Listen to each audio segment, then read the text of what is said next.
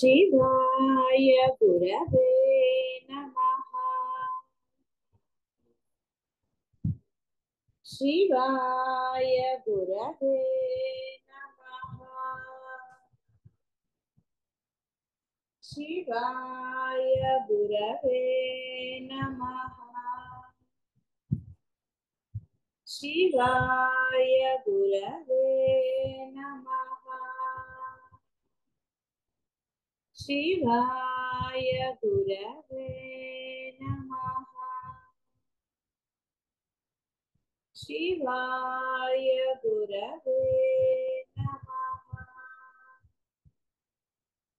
शिवाय गुरवे नमः। కామక్రోధ లోభములనేవి నరకద్వారములను తెలుసుకున్న మానవుడు హితం చేసుకుంటాడు. అంటే మరలా ఆ పాపము జోలికి వెళ్ళడు. ఎవరు కోరి బురదలో కాలు వెయ్యరు. చక్కగా రహదారి పూలబాటలో నడవాలనుకుంటారు, ఆనందంగా ఉండాలనుకుంటారు తప్ప వివేకవంతులు అనవసరమైన ముళ్ళదారిలో ప్రయాణించాలని అనుకోరు. ఆ విధంగా ఎప్పుడైతే వాడు ఆ దుర్గుణాలను వదిలేస్తాడో సర్వోత్కృష్టమగు మోక్షగతిని పొందుతాడు.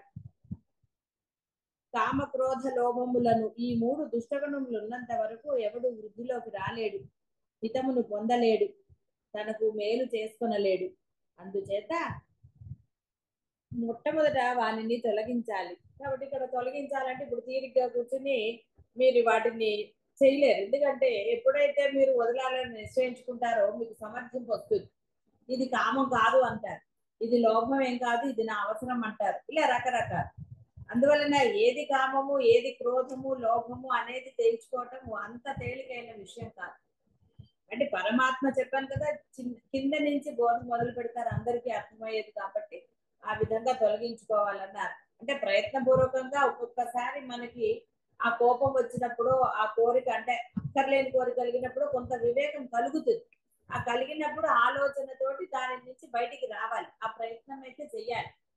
అందువలన పరమాత్మ ముందు వాటిని వదలమని చెప్పారు. కాబట్టి ఒకటి మనకి ఒక వస్తువు ఒక ఇదో కావాలని కోరిక కలిగినప్పుడు నిజంగా అది మనకి అవసరమేనా కాదా అని ఆలోచించగలిగిన వాడు ఉత్తముడే. అలాగే కోపం వచ్చినప్పుడు అనవసరమైన కోపం అని తెలుసుకొని కంట్రోల్ చేసుకున్నవాడు గొప్పవాడే.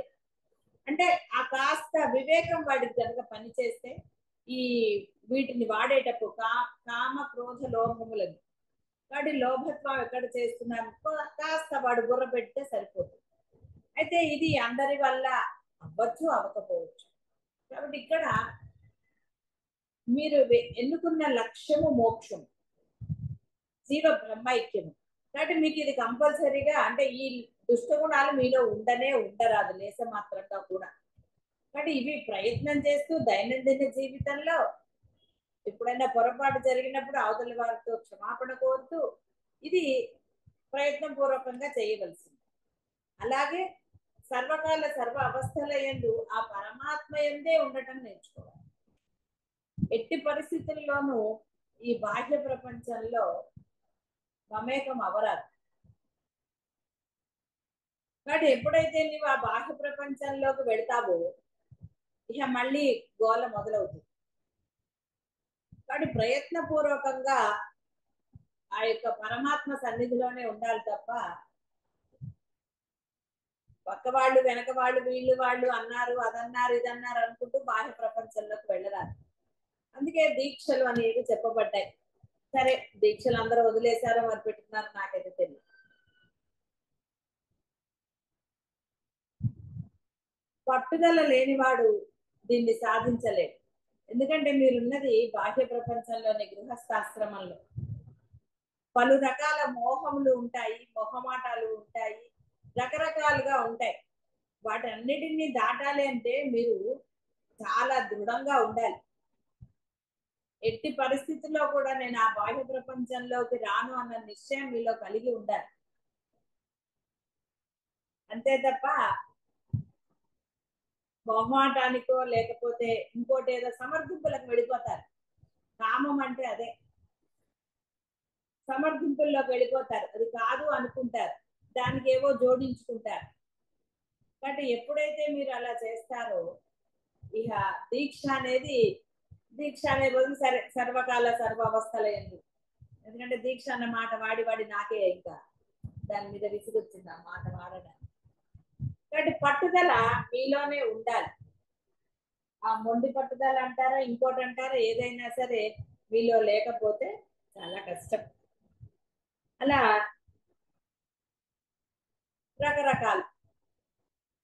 కాబట్టి అవన్నిటినీ దానికి సమర్థింపులు ఏది చెప్పినా అనుభవించిన వాడా లేదంటే పరమాత్మను వదిలేసిన వాడు ఎవరో తెలుసుకోవాలి.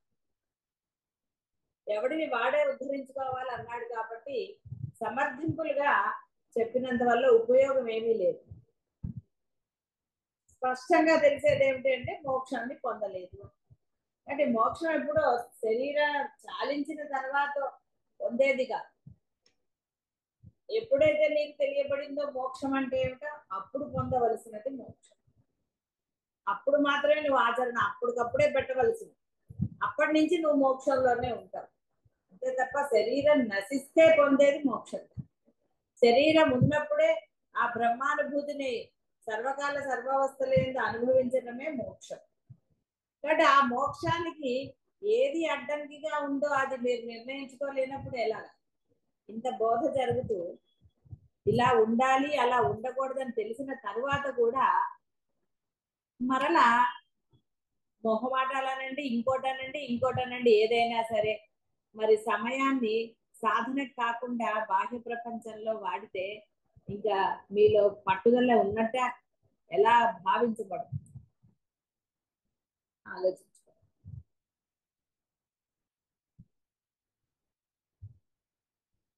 ఎప్పుడైతే అవి నశిస్తాయో అప్పుడు మాత్రమే మానవుడు తనకు శ్రేయమును కలగ చేసుకుని సర్వోత్తమము మోక్ష పదవిని పొందగలుగుతాడు. పరమాత్మ బోధ ఇదే.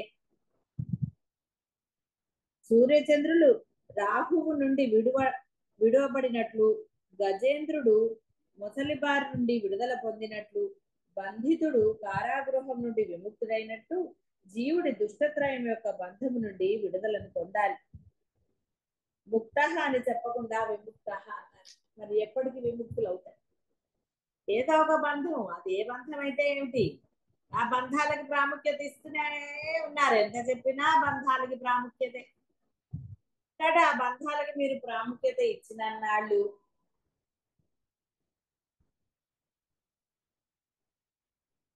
ముందు మోక్షాన్ని పొందితే ఏ బంధంతో ఎలా ఉండాలో అర్థమవుతుంది. లేదా హాయిగా సహజంగానే జరిగిపోతుంది అన్నా కూడా ముందు బంధము తర్వాతే మోక్షము. అంటే అది ఎవరి విఘ్నత వారిది.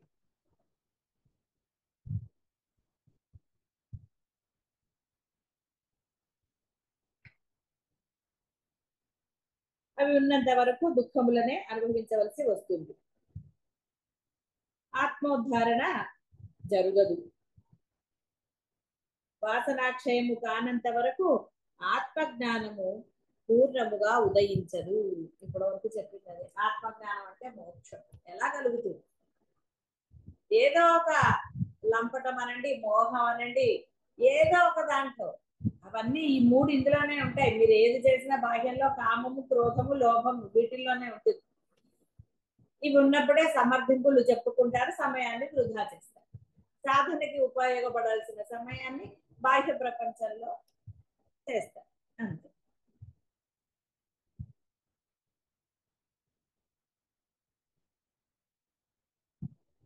కాబట్టి ఆత్మజ్ఞానము పూర్ణముగా ఉదయించదు. కామాదులు వదిలిపోయినప్పుడే జ్ఞానము బాగుగా సంప్రాప్తము కాగలదని పరమాత్మ బోధిస్తున్నారు. కాబట్టి సాధకుడు ఎలా ఉండాలో చెప్తున్నారు. కాబట్టి సాధకుడు ఎలా ఉండాలో హితపూర్వకం కూడా వశిష్ఠుల వారు చెప్పారు, అందరూ చెప్పారు, శంకరులు చెప్పారు, పరమాత్మ కూడా ఇప్పుడు ఇది మరలా చెప్తున్నారు తప్ప చెప్పనిది ఏమీ కాదు. కాబట్టి దుష్టగుణములు అంటే ఇవన్నీ కూడా దుష్టగుణాలే. సాధనకు అడ్డుపడేవన్నీ దుష్ట గుణాలే, బాగా గుర్తుపెట్టుకోండి. దానికి మీరు ఏ సమర్థింపులన్నా చెప్పుకోండి. ఎన్ని సమర్థింపులు చెప్పుకున్నా సాధన ఎందు పట్టుదల కలగవలసినది మీకే. గురువుని సలహా అడిగిన ప్రయోజనము లేదు.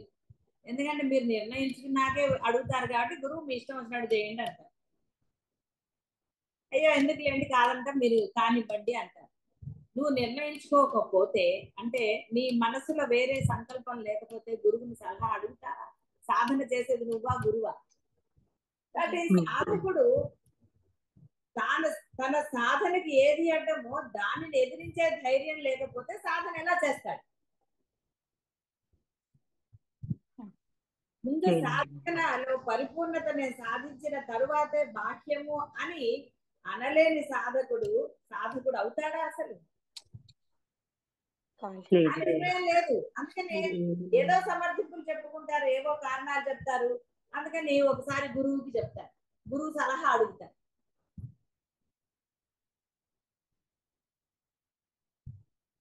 ఎందుకంటే నువ్వు నీ మనసు గురువుకి తెలుసు. నీలో యొక్క స్పష్టత అనండి పట్టుదల కానీ లేదు కాబట్టి గురువు వరకు వచ్చావు. నిజంగా దీక్ష తీసుకోవాల్సింది నువ్వు, గురువు బోధ చేశారు. పట్టుదల కలగవలసింది నీలో. నువ్వు ఆ విధంగా ఉంటే గురువు వరకు రావచ్చా? ఇదా అదా అని అడగడానికి రావాల్సిన ఆవశ్యకత లేదు. ఇది చేయాలా, అది చేయాలా, ఏం చేయాలండి అని గాని ఇంకో సమర్థింపులు చెప్పే ఆవశ్యకత కానీ నీకు వస్తుందా? నీలో శ్రద్ధ పట్టుదల లేదు కాబట్టి గురువు దగ్గరికి వచ్చావు. గురువు అప్పుడు ఏమనాలండి? థర్డ్ అంటే మీరు అవుతుందా?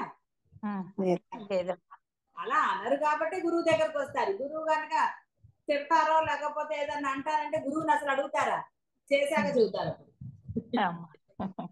ఇవన్నీ తెలిసిందే కదా. అందువలన పట్టుదల అనేది సాధకుడు ఎవరు మోక్షం పొందాలో వాళ్ళకు ఉండాలి. గురువు కూడా తన సాధన ఎలా చేశారో ఎన్నోసార్లు చెప్పుకున్నారు. కానీ అవేం పెద్ద మనకి పని చేయలే కదా. అవన్నీ మనం మటుకు బాహ్య, మనం అంటే నేను కలుపుకోకూడదు, మిమ్మల్ని మీరు బాహ్యానికి ఇంపార్టెన్స్ ఇస్తున్నారు.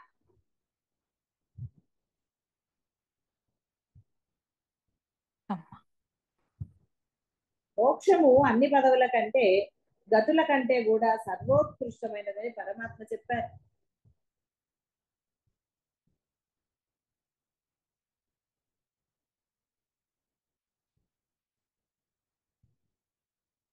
శాస్త్రోక్తమకు విధిని విడిచిపెట్టి ఇష్టం వచ్చినట్లు ప్రవర్తిస్తే వాడు ఏది పొందలేడు. ఇక్కడ అపార్థం చేసుకోవడానికి ఏమీ లేదు. శాస్త్ర విధిని విడిచిపెట్టి అంటే అర్థమైంది కదా, తన ఇష్టం వచ్చినట్టుగా చేసుకోవటము. అది పూజ అయినా ఎక్కడికైనా, క్షేత్ర నివాసం కూడా క్షేత్ర నివాసం ఎలా చేయాలో తెలుసుకుని చేస్తే క్షేత్ర నివాసంలో మీకు పుణ్యం వస్తుంది. అలాగే విధి మీకు విధించబడినవేవో ఎలాగా విధించబడిందో అలా చేసినప్పుడే దానివల్ల మీరు పుణ్యం అయినా సరే ఏదైనా పొందుతారు. అలా కాకుండా మీకు అనుగుణంగా చేసుకుంటే వాడు ఉత్తమ గతియకు మోక్ష పదవిని ఎప్పుడు పొందలేడు, సుఖము కూడా పొందలేడు అని చెప్తున్నారు పరమాత్మ. వారి వారి ఇష్టం వచ్చినట్లు ఆచరించుట అన్నది స్వేచ్ఛా ప్రవర్తన. అది పరమాత్మ ఖండిస్తున్నారు. ఒక్కొక్కరు వారి వారికి తోచిన పద్ధతిని అనుసరించుచు అదియే సరైనదని వాదించుట పొరపాటు. ఒకరు చేయు అనుష్ఠానం సరైనదా కాదా అని పరీక్షించుటకు శాస్త్ర ప్రమాణమే ఆవశ్యకం. వారి వారి అనుభవంలో శాస్త్ర ప్రమాణం అనుసరించి ఉన్నవా అని పరీక్షించుకోవాలి. దానికి తన అనుభవం సరిపోయినచో అప్పుడు తనకు సరైన మార్గం అని సిద్ధాంతం అని నిర్ణయించుకోవచ్చు. శాస్త్రవాక్యములు అనుభవజ్ఞులకు మహర్షుల యొక్క నిర్ణయములు కనుక భగవత్ ఆశయములే కనుకను వానిని ఎవరు నువ్వు ఉల్లంఘించరాదు. కనుకనే వానిని ఉల్లంఘించి వర్తించువారు మోక్షాన్ని పొందలేదు. సుఖమును పొందజాలని కృష్ణమూర్తి ఇచ్చట ఆనతిచ్చారు, అంటే ఆజ్ఞాపించారు. ఇష్టం ఉన్నాడు చేయడానికి లేదురా అంటే చేస్తే ఇటన్నా అటన్నా ఉండాలి, అంతేగాని రెండుకి చెడ్డ రేవడిగా ఉండకూడదు. చేస్తావా నీ విధిని, నీకు విధించబడిన ఆ యొక్క ఏదైతే ఆ గృహస్థ ధర్మాల్లో నీకు ఏదైతే విధించబడిందో తూచా తప్పకుండా అలాగే చేయాలి. అంతేగాని మళ్ళీ అక్కడ కూడా ఎగ్గొట్టడాలు ఇష్టం వచ్చినట్టుగా చేయటాలు ఉండరాదు. లేదు, అద్వైత మార్గంలో గురువు చెప్పిన విధంగా ఆచరించి తీరాలి. గురువు తాను ఏదైతే ఆచరించాడో, ఏది ఆచరించడం వల్ల తాను ఒక స్థితికి చేరుకున్నాడో, ఉన్నతమైన స్థితికి, అదే బోధిస్తాడు తప్ప వేరేది బోధించాడు. తాను ఆచరించినదే చెప్తాడు. అందువలన శిష్యుడికి ఇంకా భయం ఉండక్కర్లేదు. ఎందుకంటే ఇక్కడ అనుభవము సరిపోయినచో అని అన్నారు. తర్వాత శాస్త్రవాక్యములు, మహర్షుల యొక్క ఇది పరమాత్మాసం, ఇవన్నీ కూడా ఏవి చెప్పబడ్డాయి వారి చేత, బోధలు ఏం జరిగాయి, దానికి తన యొక్క సాధన పొందిన సిద్ధి సరిపోయినప్పుడు ఇక భయపడాల్సిన ఆవశ్యకత. కాబట్టి వాటికి అనుగుణంగానే తన గమ్యస్థానాన్ని చేరుకున్న గురువు తాను ఏ విధంగా ఏ మార్గంలో ప్రయాణించాడో అత్యంత సులభమైన, అంటే అప్పుడు తాను ఆచరించిన వాటిల్లో ఏది సులభమైన మార్గంగా అతను ఆ అనుభూతిని పొందాడో అదే చెప్తారు, వేరేవి బోధించరు. వాటి వల్ల నీకు నష్టంగా అనవసరం అవి అని చెప్తారు. కాబట్టి ఇక్కడ సత్సంగం వాళ్ళకి మళ్ళీ హెచ్చరిక చేస్తున్నాను, గుర్తుపెట్టుకోండి. మీకు గనక కోరికలు ఉంటే, సమర్థింపులున్నా, మీకు మీ యొక్క సాధన యందు ధైర్యము లేనప్పుడు, అది ఏదైనా సరే మీరు ధైర్యంగా మీ బంధములతో అనండి, వేటితో అయినా సరే మీరు సాధనని పక్కన పెట్టి చెప్పేటట్టయితే జాగరూకతతో వినండి, అటు ఇటు కాకుండా అవ్వకండి. గురువులు ఎప్పుడు శిష్యులని అటు ఇటు కాకుండా చెయ్యరు. ఆ ధైర్యం ఉండాలి. కాబట్టి ఆ ధైర్యం ఎప్పుడు వస్తుంది? గురువు ఎలా చెప్పాడో అది తూచా తప్పకుండా మీరు ఆచరించినప్పుడు వస్తుంది. ఎదిరించమని చెప్పటం లేదు నేను, ఆ అర్హత పొందమని చెప్తున్నాను. ధైర్యము అనగానే ఏదో ఎదిరించేసి మీ ఇష్టం వచ్చినట్టు చేయమని చెప్పడం నా ఉద్దేశము కాదు, నా ఇది కాదు. మీకు ఆ ధైర్యము కానివ్వండి, అది మీలో కలగాలి అంటే, అంటే ఆ ధర్మము మీలో ఉండాలి అంటే, మీరు గురువు చెప్పినట్టుగా సర్వకాల సర్వ అవస్థల యందు కేవల నామస్మరణతో దైనందిన జీవితంలో ధర్మంగా, సామరస్యంగా అందరితో ఉండి తీరాలి. ఇది పెద్ద కష్టమైనది ఏం కాదు. మీకు ఈ దైనందిన జీవితంలో పిల్లల్ని కావచ్చు, ఏదైనా సరే ఇంట్లో వాళ్ళని కోపడవలసి రావచ్చు, ఏదైనా రావచ్చు, కొంచెం అటు ఇటుగా, అందరిది ఒకేలాగా ఉండదు. కాబట్టి వాటిల్లో ధర్మం ఉన్నదా లేదా, ధర్మమైన కోరికలే మీరు చేస్తున్నారా, మీ యొక్క కోపం కూడా ధర్మమైనదేనా, లోభము కూడా, ఈ విధంగా మీకు తెలియాలన్నా మీరు సాధన చేయవలసింది. కాబట్టి ఒక్క సాధన సర్వకాల సర్వ అవస్థలేందు శ్రద్ధాభక్తులతో కనుక మీరు చేసినట్టయితే, చెప్పాను కదా, గురువుకో ఎవరికో ఒకళ్ళకి సరెండర్ అవ్వాలి అంటే అర్థం ఏంటి? మొన్న ఎప్పుడో పెట్టినట్టుగా తనకంటూ విడిగా ఆలోచన ఏమీ లేదు, అందుకే అన్ని అడుగుతున్నామండి అంటే అది అనవసరం, బాహ్యంది అడగద్దనే చెప్పాను నేను. మీరు పరిష్కరించుకోలేని బాహ్య సమస్యలు గురువుకి చెప్పుకోండి, అది వద్దనటం లేదు.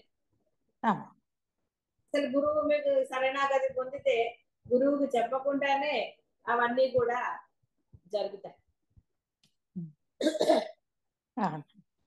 కాబట్టి మనసు నిర్మలత్వం ఉన్నప్పుడు ఏవిగా, అంటే అనవసరమైన దుఃఖాలు రావు, భేదాలు కలగవు, ఏది లేవు, అన్ని హాయిగానే ఉంటాయి, మనసు ఆనందంగా ఉంటుంది. అప్పుడు ఆ మనసు నిర్మలంగా ఉన్నప్పుడు గురువుల్ని ఏది అడగచ్చు, ఏది అడగకూడదో కూడా మీకే స్ఫురణ వస్తుంది. కాబట్టి జాగరూకతతో ఉండండి.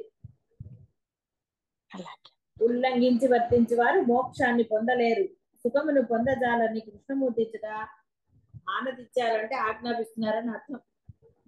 కాబట్టి విఘ్నులెల్లరూ శాస్త్ర ఆదేశం అనుసరించే ప్రవర్తించవలెను. మోక్షాన్ని వాంఛించువాడు శాస్త్రోక్త విధి ప్రకారము చక్కగా అనుష్ఠానము శీలించవలెను.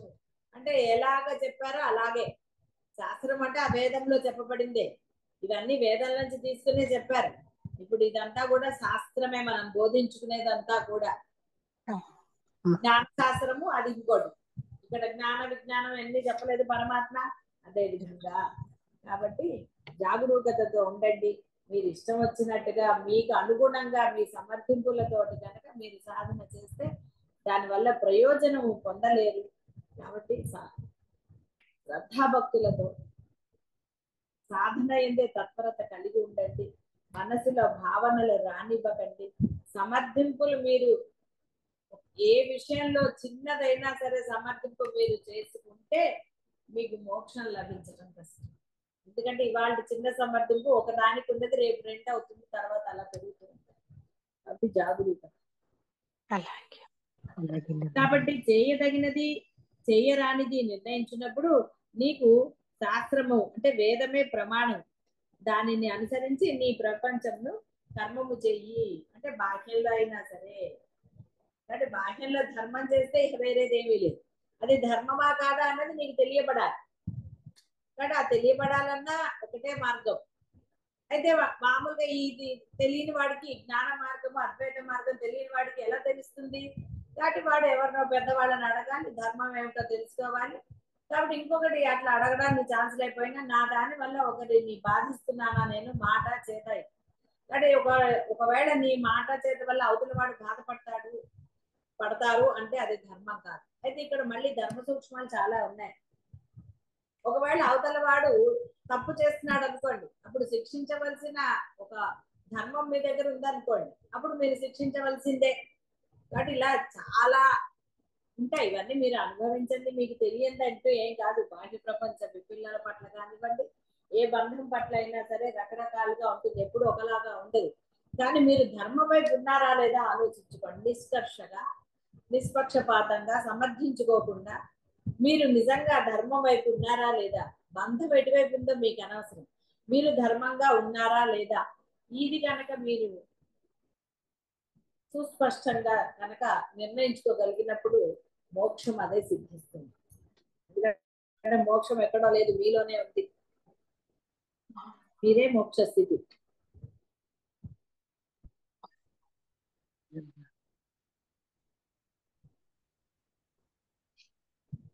ఇహ వేదశాస్త్రముల గొప్పతనం విషయమై ప్రామాణ్య విషయమై జనులకు ఏమాత్రము సందేహం ఉండరాదు.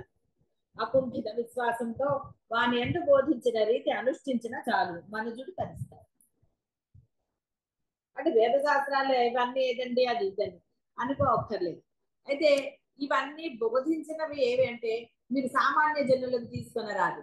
ప్రామాణికమైన వారు అంటే ఒక శంకరులు, అంటే పరమాత్మచే ఆమోదించబడిన వారు, ఒక వశిష్ఠుల వారు. మనకి ఎన్నో గీతలు వచ్చాయి, ఒట్టి గీతలు కాదు. ఇవన్నీ కూడా పరమాత్మచే అంగీకరించబడినవి. దేవి గీత అనండి, ఏదైనా సరే, అష్టావక్ర గీత, ఇవన్నీ కూడా పరమాత్మచే ఆమోదింపబడినవి. అంటే అర్థము ఇంకా ఇంతకాలం నిలిచున్నాయి అంటే అవే ప్రమాణం. కాబట్టి అవి ప్రమాణంగా తీసుకోవాలి తప్ప అనవసరంగా ఎవరెవరో రాసినవి ఎక్కడో ఏదో మనకి దొరికింది లభ్యం అయిపోతుంది అని వాటిని మీరు ప్రామాణికంగా తీసుకుని రాదు. అందుకే చెప్పాను కదా, అప్పుడు ఒకసారి టీవీలో చూసి అదండి ఇదండి ఇవన్నీ మోసపూరితంగా ఉంటాయి. లేదా ఏదో పుస్తకాలు చదివారనుకోండి, అద్వైతం తెలియని వాడు, అనుభవించని వాడు, పొందని వాడు అద్వైతం గురించి ఎలా చెప్తారండి? టాటా అంటాడు, ఇలా వస్తుందిట అలా వస్తుందిట అంటాడు. అందుకని అలాంటివన్నీ చదవద్దు. ఏవి ప్రమాణంగా ఉన్నాయో మనం చెప్పుకున్న గ్రంథాలన్నీ ప్రామాణికమైనవి. ఎక్కడా కూడా మామూలు వాళ్ళు చెప్పినవి తీసుకోలేదు. ఎందువలన అంటే వాళ్ళ అనుభవం పొందని వారు చెప్పింది దానివల్ల మీకేం ప్రయోజనం కలగదు. ఎందుకంటే జైమిని మహర్షిది మనం తీసుకోవచ్చు. జైమిని మహర్షి మొదట ఆయన అనుభూతి పొందలేదు కాబట్టి దాన్ని వక్రీకరించి చెప్పారు. తర్వాత ఆయన సరే తప్పు తెలుసుకుని మరలా ఇదయ్యారు. కాబట్టి ఇక్కడ ప్రమాణంగా వేదం నుంచి వచ్చినవి అవే తీసుకోవాలి తప్ప మనం మన ఇష్టం వచ్చినట్టుగా తీసుకుని మన ఇష్టం వచ్చిన అర్థాన్ని మనం గ్రహించి ఈ అర్థమే కరెక్ట్, నేను చెప్పిందే కరెక్ట్, లేదా ఇదే కరెక్ట్ అని అనుకున్నారు. అది దానివల్ల నువ్వే భ్రష్టు పట్టుకో. అదే అలా కాకుండా అనుమానాలను సద్గురువుల వద్ద చేరని ఎన్నోసార్లు చెప్పారు. సద్గురువుల వద్దకు వినయంతో వెళ్ళి నీ యొక్క సందేహాలు అడగాలి అని. సరే సందేహాలు రావనుకోండి చాలా మంది మీకు, సరే నేను దాని గురించి ఇప్పుడు మాట్లాడదలుచుకోలేదు. ఎందుకంటే తరించాలి అన్న తపన మీలో ఉండాలి తప్ప గురువుకి కాదు. గురువు బోధ అంటే తపన చూపిస్తారు, రకరకాలుగా బోధ చేస్తారు. రకరకాలుగా అంటే అవసరం లేనివని కాదు, మీకు అది అర్థమయ్యి మీరు దాన్ని ఆచరించే విధంగా ఉండటం కోసం తన అనుభవాన్ని జోడిస్తూ ఆయన చెప్తూ ఉంటారు. సులభమైన పద్ధతుల్లో మీకు అర్థం కావాలి. అది విన్నవాడు ఎవరైతే లక్ష్యం ఏర్పరచుకున్నారో వాళ్ళు. కాబట్టి మనకి ఏది జరగట్లేదండి అంటే దానికి నేనేం చేయలేను. ఎందుకంటే మీకు ఆ యొక్క తపన ఉండాలి, ఆచరణ పెట్టాలని. ఎందుకంటే మీరు ఇంకా బాహ్యంలోనే సమర్థింపులతో ఉన్నారు కాబట్టి మీకు ఆచరణలో సందేహాలు రావటం లేదు. ఏం సందేహం, ఇదే జరుగుతుంది.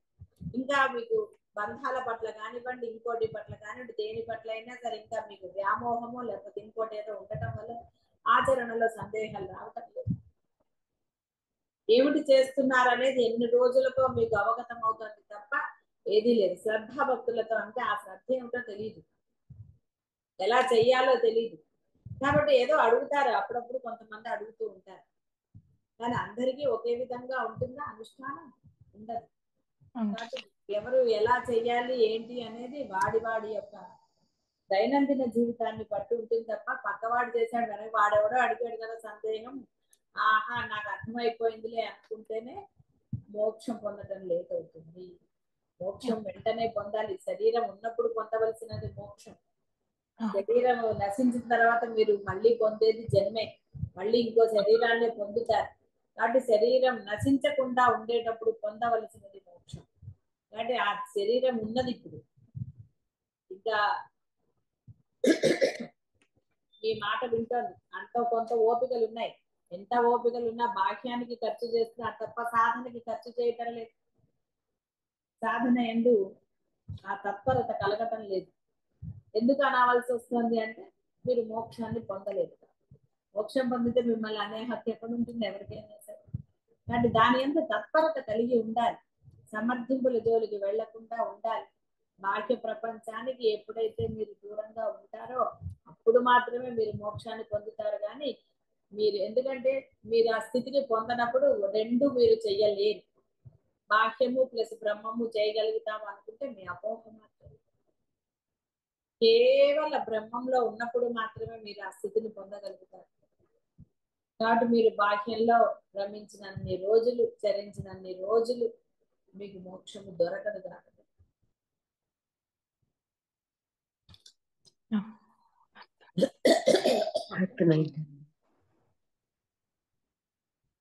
శాస్త్రాదుల ద్వారా కర్మ చేయ పద్ధతి తెలుసుకొని పిదప కర్మ చేయుట ఉత్తమం. శాస్త్ర పరిచయం వలన అపరావిద్య వలన ఉత్తమ కర్మాచరణం సాధ్యమై క్రమంగా చిత్తశుద్ధి కలుగుతుంది. ఆ బ్రహ్మానుభూతి అచిర కాలంలోనే అభ్యాస వశంన లభించుటకు అవకాశం ఏర్పడుతుంది. కాబట్టి ఎలా చేయాలో అలా చేయాలి, ఎలా పూజలు చేయాలో అలా పూజలు చేయాలి, ఎలా మనం నైవేద్యం పెట్టాలో అలా పెట్టాలి, ఎలా ఒక అతిథిని ఆదరించాలో అలా, ఒక మనిషిగా నువ్వు ఎలా ఉండాలో అలా ఉన్నప్పుడు చిత్తశుద్ధి ఏర్పడుతుంది. లేదా చిత్తశుద్ధి ఎక్కడి నుంచి వస్తుందండి? దైనందిన జీవితంలో నీవు ధర్మంగా లేనప్పుడు చిత్తశుద్ధి ఎలా కలుగుతుంది? అందుకని దైనందిన జీవితంలో ఎందుకు పదే పదే చెప్పడం? రేపటి భవిష్యత్, రేపటి సంగతి ఎవరికి తెలుసు? నిన్నటిది జరిగిపోయింది. కాబట్టి ఇవాటి రోజు ఇప్పటిది ఉంది, ఈ ఇప్పటిది నీవు ఎలా గడుపుతున్నావు? నిజంగా ధర్మంగా ఉన్నావా లేదా? కాబట్టి తెలుసుకొని చేస్తే గనక అప్పుడు మనసు చిత్తశుద్ధి పొంది తద్వారా మోక్షాన్ని పొందవచ్చు. అపరా విద్యను, బ్రహ్మ విద్యను ఇది చేసుకోవచ్చు. చిత్తశుద్ధి లేనిదే జరగదు. భాగ్యం ఉన్నంత కాలము చిత్తశుద్ధి ఉండదు గాక ఉండదు. మీరు ఎన్ని చెప్పినా ఏమిటి నాకు అవన్నీ పట్టట్లేదు ఇవన్నీ పట్టట్లేదు అంటే బాహ్యం అయితే పడుతోంది కదా. బాహ్యం పట్టినప్పుడు లోపల ఎన్నో ఉంటాయి. ఎన్ని అనవసరం మాటలు వస్తాయంటే ఇద్దరు ముగ్గురు నలుగురు కలుసుకుంటే బ్రహ్మం గురించి మాటలు వచ్చాయే ఆలోచించండి. నలుగురు కలుసుకున్నప్పుడు దేని గురించి వస్తున్నాయి మాటలు? అనవసరమైన బాహ్య ప్రపంచం, ప్రాపంచిక విషయాల గురించి మాట్లాడుతున్నారు తప్ప ఎక్కడైనా ఒక సాధన గురించి కానీ ఒక బ్రహ్మం గురించి కానీ మనం ఏం విన్నాము ఏంటి చేస్తున్నాము కానీ వచ్చిందా? అలా వచ్చిందా? మీరు కనీసం సాధకులు ఉంటారు. అలా వచ్చిందా? నిష్కర్షగా మీకు మీరు చూసుకోండి. అందుకనే బాహ్య ప్రపంచంలోకి వెళ్ళొద్దని. ఆ బాహ్య ప్రపంచంలోకి వెళితే రోజులు రోజులు బాహ్య కాలక్షేపంతో జరిగిపోతుంది. మనుషులు కలుసుకున్నప్పుడు మీరు చేసేది బాహ్యమైనదే. ఇక్కడ గురువుతో మీరు కంపేర్ చేసుకోవడానికి లేదు. గురువు స్థితి పొందాక బాహ్యంలో ఉన్నా ఆయనకి బాధ లేదు, ఎక్కడున్నా బాధ లేదు. కాబట్టి కర్మ చేయటంలో తప్పు లేదు. అయితే ఆ కర్మ శాస్త్ర అనుకూలముగా ఉన్నదా అని గీత తెలుపుతున్నది. కాబట్టి శాస్త్రోపదిష్ట కర్మాన్ని ఆచరించాలి కర్మ చేస్తే. కాబట్టి కర్మ దోషాలు, కర్మ లేకుండా ఎలా చేస్తారండి? కర్మ ఉంటుంది, సాధన కూడా కర్మే. ఎలా చేయాలో అలా చేస్తే మోక్షాలు. అంటే ఏది చేసినా విధిపూర్వకంగానే చేయమన్నారు, అందుకే ధర్మం అన్నారు. ధర్మంగా ఉంటే గొడవ లేదు.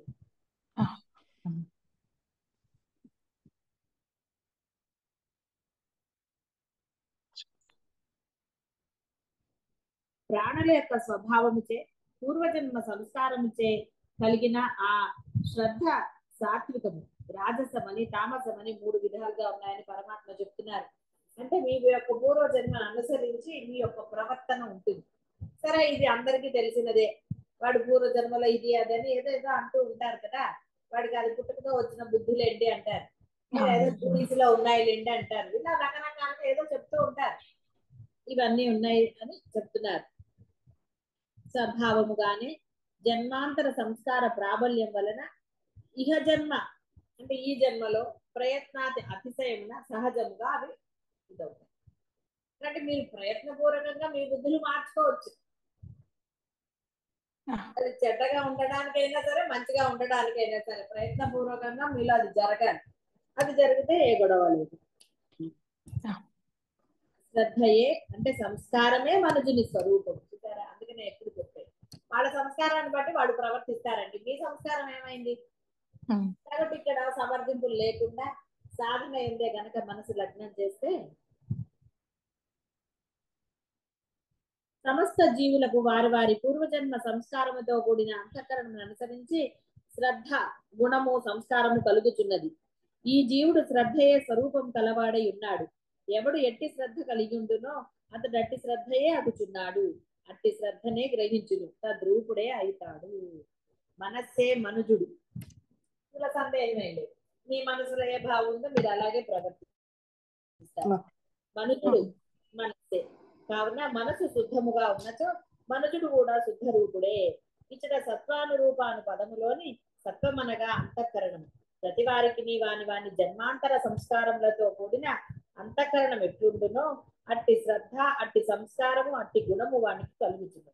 ఎవడు ఏ శ్రద్ధ ఏ గుణము కలిగి ఉంటునో అతడు తద్రూపుడే అయి ఉంటాడు. కాబట్టి మొట్టమొదట మనుజుడు తన అంతఃకరణమును సిద్ధమనర్చుకుని సాత్విక శ్రద్ధామయుడై ఉండులాగా ప్రయత్నించి సాధనాభ్యాసం చే క్రమముగా నిర్గుణ ఆత్మ రూపుడై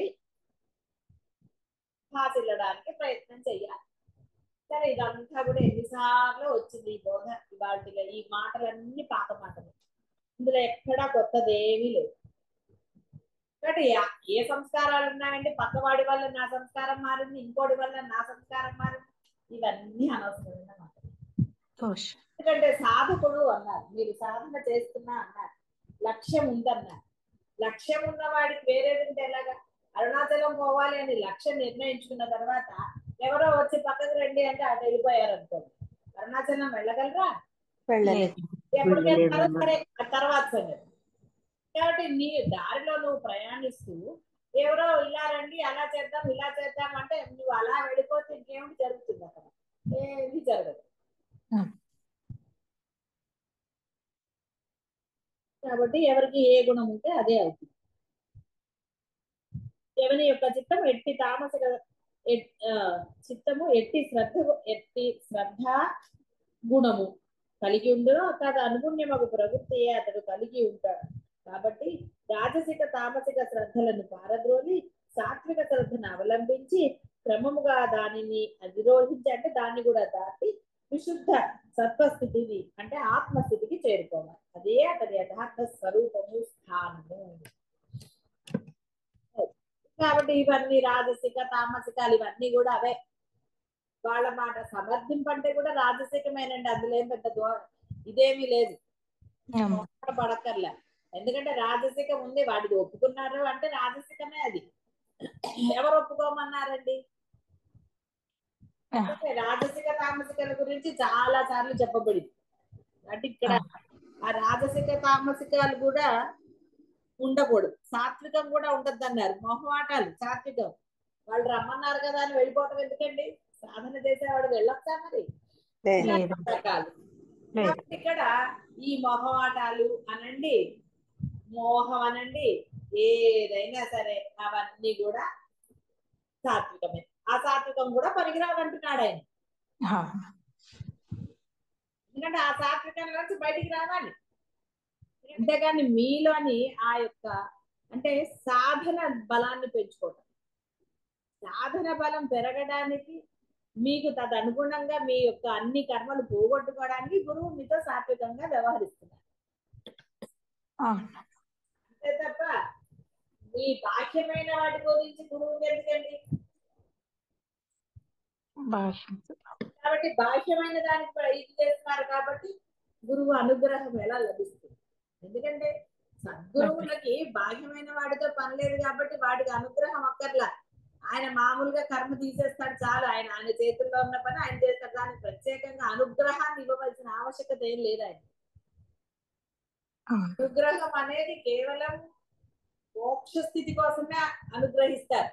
అంతే తప్ప బాహ్యమైన వాటికి అనుగ్రహం ఎందుకండి? అది కర్మ కాబట్టి నువ్వు అనుభవిస్తున్నావు. ఆ కష్టం ఎందుకు వచ్చింది? ఒక కర్మ ఉంది కాబట్టి. కర్మం తీసేయడానికి ఆయన అనుగ్రహం అక్కర్లే.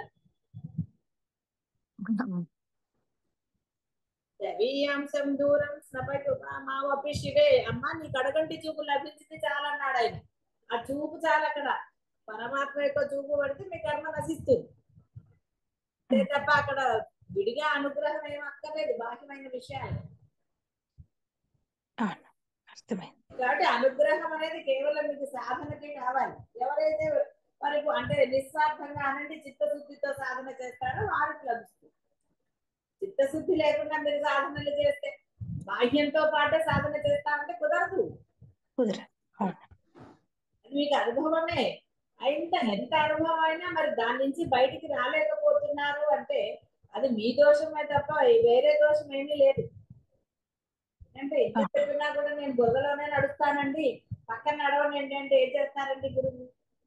ఏం చేయలేడు. గురువు అయినా పరమాత్మ అయినా ఏం చేయలేడు. వాళ్ళు ఏం చేస్తారు? అనుగ్రహముగా మీకు బోధ చేస్తారు, అన్నది ఏమిటో చెప్తారు, ధైర్యాన్ని ఇస్తారు, ఇన్ని చేస్తారు. నువ్వు అడుగు వేయడానికి కూడా ఇప్పుడు పిల్లవాడికి వచ్చినప్పుడు తల్లి ఆ చేత్తో పట్టుకుని వాడికి అడుగు వేయడారు. వాడు అసలు అడిగే వేయలేని పిల్లని నువ్వు 4 నెలల పిల్లని నిల్చోబెట్టేసి నడున్నాడు అంటే వాడు ఎలా వేస్తాడు అడుగు? ఇక్కడ మీకు అడుగు నేర్పించి ఎలా నడవాలో చెప్పి అన్ని అయిపోయిన తర్వాత చేయి పట్టుకుంటా అంటే చేయి వదిలేసి బాహ్యంలోకి పరిగెత్తారు. అంతకనే లేదు. ఎందువల్లంటే గురువు చేయి వదలన్నప్పుడు మోక్షం పొందడం సెకండ్ లోపల. అష్టావకుడు వచ్చి చెప్పింది అదే. శ్రీకాకులోంచి ఇక్కడ కాలు అక్కడ పెట్టే లోపల మోక్షం వస్తుంది అన్నాడు ఆయన. అదే అష్టావకుడు బోధించి జనక మహారాజు. మరి అంత సులభమైనది ఇన్ని రోజులైనా ఎందుకు లభించడం లేదు అని ఎవరు నిష్కర్షగా మీకు మీరు ప్రశ్న వేసుకోవడం లేదు. ఎందుకంటే ఆ ప్రశ్న వేసుకోవాలంటే మీరు బాహ్యాన్ని వదలాలి. అది మీకు పెద్ద బాధ అయిపోతుంది. ఇంకా బంధముల పట్ల అనండి, వస్తువుల పట్ల అనండి, దేని పట్ల అయినా సరే కామ క్రోధ లోభాలు ఉన్నాయి. ఇదే గుణాలు. అవే రాజసిక తామస సాత్విక గుణాలు, వేరే ఏం లేవు. కాబట్టి ఆ కామ క్రోధ లోభాలు మీకు పోనంత వరకు గురువు చేయని మీరు పట్టుకోలేదు. వేదాంతుల్లాగా చెప్పవచ్చు, మిమ్మల్ని వదలమండి అనొచ్చు. గురువులు పట్టుకుని ఏం లాభం అండి? మోక్షం పొందినప్పుడు మోక్షం కోసం కదా గురువు. వేరే గురువులు బాహ్య ప్రపంచంలో గురువులు 3 మంది ఉన్నారు. అద్వైత ప్రపంచంలో బాహ్యమైన దేనికి ప్రియారిటీ లేదు.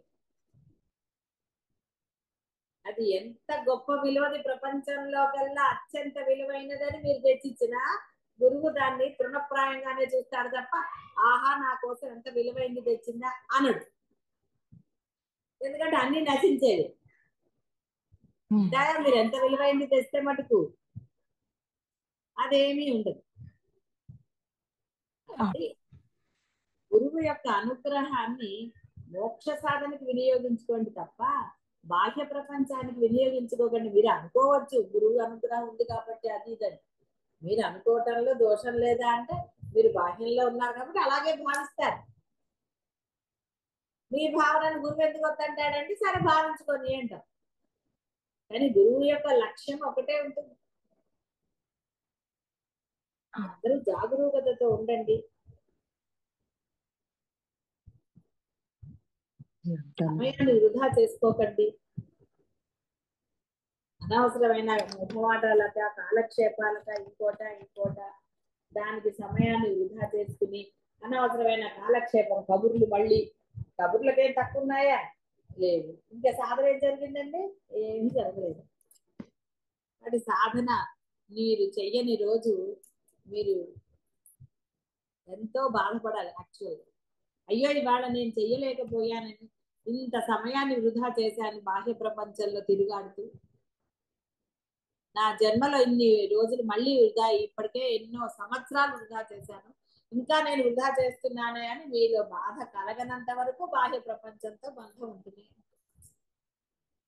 కానీ విఘ్నతతో సాధన యందు తత్పరత కలిగి ఉంటారా, లేదా పర్వాలేదు అనుకుంటారా? మీ ఇష్టం. శుభం భూయాత్.